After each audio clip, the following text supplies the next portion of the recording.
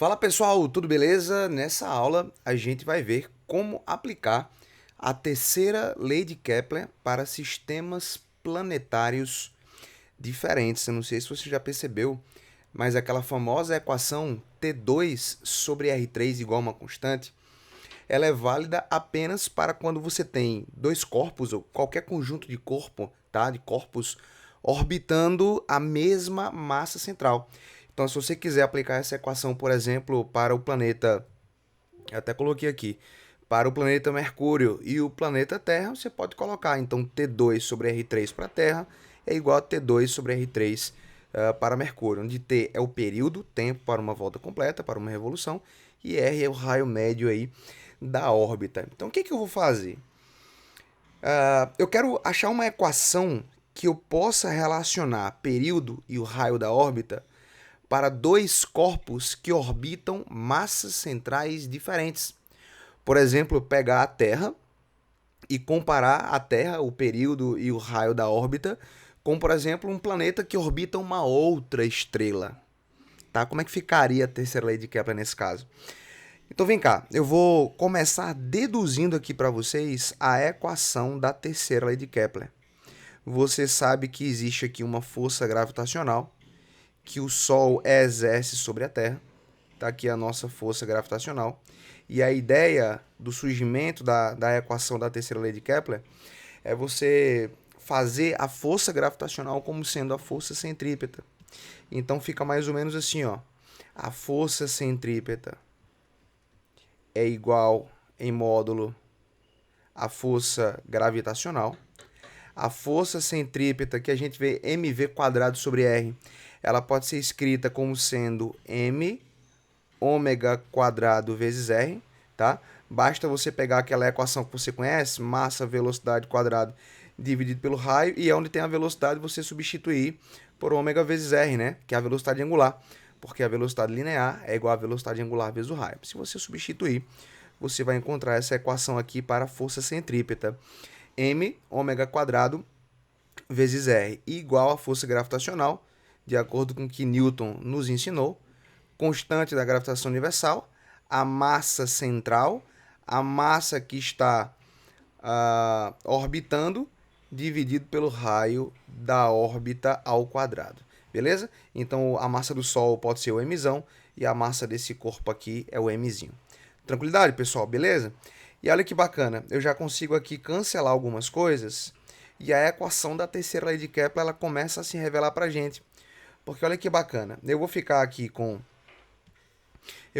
o lado de cá, que é o ômega quadrado, tá? E olha que massa, pessoal. Esse R, quando ele passar dividindo, ó, ele multiplica isso aqui, ó. E então eu vou ficar com R cubo aqui embaixo. Então eu vou ficar com Gzão constante, massa do corpo central que está sendo orbitado, dividido pelo raio da órbita ao cubo. Só que, pessoal, vocês devem lembrar que a velocidade angular a gente pode calcular como sendo 2π sobre o período, 2π sobre tesão. Então, quando você substituir aqui, ó, ômega quadrado, quem é ômega? 2π sobre tesão, eleva todo mundo ao quadrado. Vai ficar 4π ao quadrado dividido por tesão ao quadrado vai ser igual à constante da gravitação universal, massa central que está sendo orbitada, dividido pelo raio da órbita ao cubo. E aí, gente, a terceira lei de Kepler se desenhou aqui na tela. Olha que bacana. Vamos passar esse T2 para cá, subindo, e a gente passa essa galera para o outro lado aqui, ó, dividindo. Beleza? E aí vai ficar o seguinte, ó, T2 período ao quadrado sobre raio da órbita ao cubo vai ser igual a 4π quadrado, 4π ao quadrado dividido por Gzão vezes a massa que está sendo orbitada. Muito bem, essa equação que acabou de surgir aqui para vocês, ela é a equação da terceira lei de Kepler. Só que geralmente os livros e os professores dizem assim, ó, T2 sobre R3 é igual a uma constante. E de fato é uma constante. Por quê? É uma constante, gente, porque 4π quadrado sobre Gm é uma constante. Isso aqui, galera, ó, deixa eu até colocar de outra cor aqui, vou colocar de verde. Eu quero que vocês percebam que isso aqui é uma constante. Agora, cuidado, viu? Essa constante é chamada de K, né? Por que cuidado? Porque é o seguinte, galera, olha que bacana. Essa constante aqui, ó, 4 é constante, π constante, né? O Gzão é a constante da gravitação universal e m é a massa do corpo que está sendo orbitado.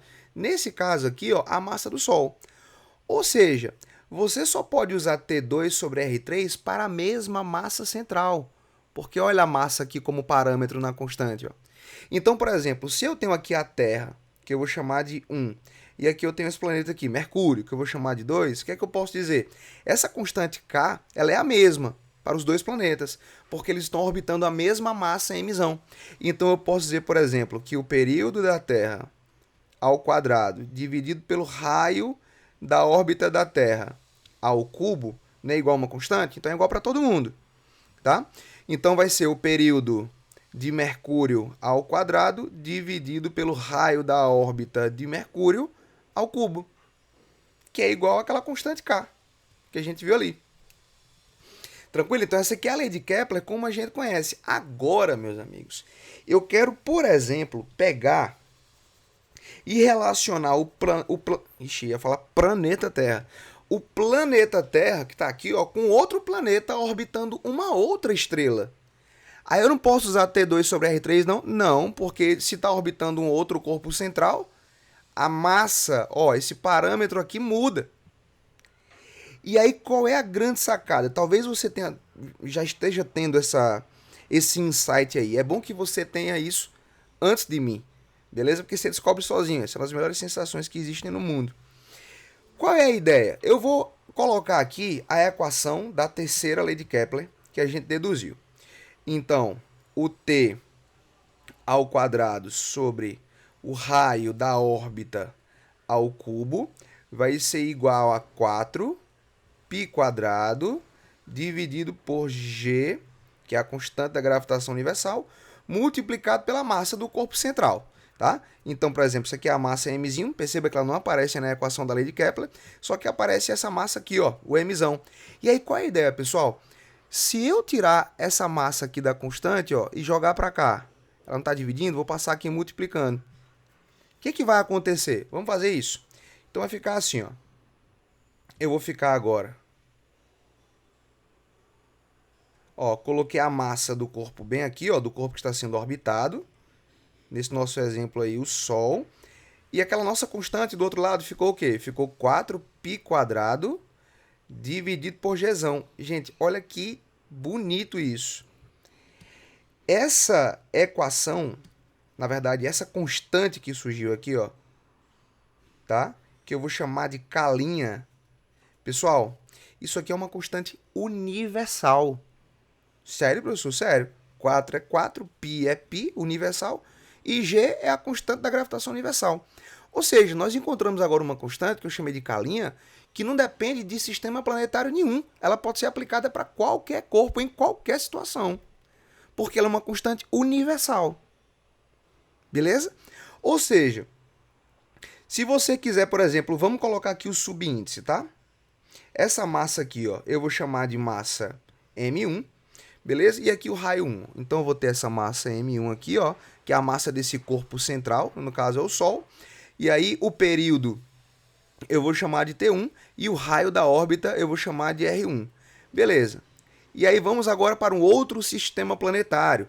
Aqui eu vou ter uma massa que eu vou chamar de 2. Então como é que fica a terceira lei de Kepler? Já vimos, ó, a massa do corpo central, período de rotação ao quadrado, tudo é 2 aqui agora, tá? Outro sistema planetário. Raio da órbita 2, elevado ao cubo. Isso aqui é igual a uma constante universal, que é 4π quadrado dividido por Gzão. 4π quadrado dividido por Gzão. Beleza, pessoal? Fez sentido? Então é o seguinte, ó. Se para esse sistema aqui, ó, eu tenho que esse parâmetro é igual a uma constante universal, e para esse sistema planetário, esse parâmetro é igual a uma constante universal, esse parâmetro aqui, ó, essa coisa, ela é igual a essa coisa. Você concorda comigo? Porque elas são iguais à mesma constante universal.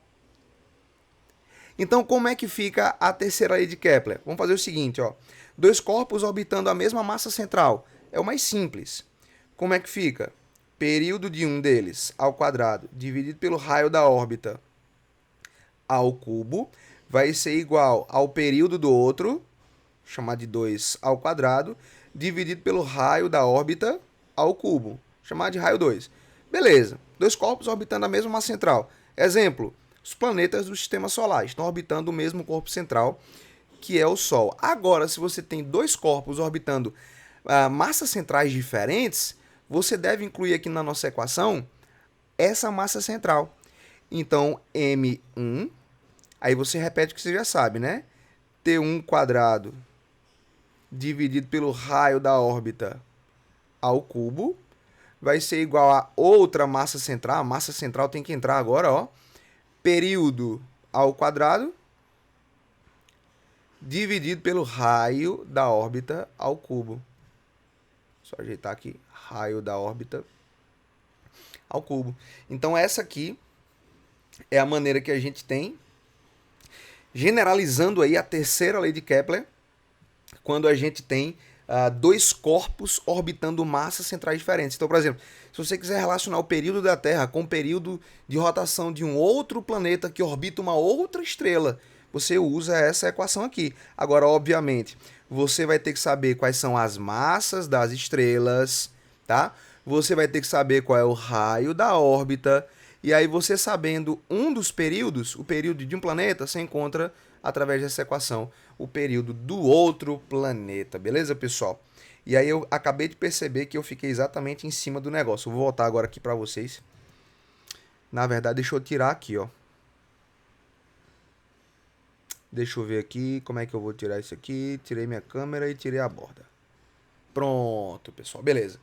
Então agora vocês estão conseguindo ver. Perdão, tá, gente? Eu não consegui ver isso na hora que eu estava escrevendo, não. Então tá aí a terceira lei de Kepler para vocês, aplicada a corpos orbitando massas centrais diferentes. Beleza, gente? Espero que vocês tenham curtido. Beijo no coração, forte abraço e até a próxima.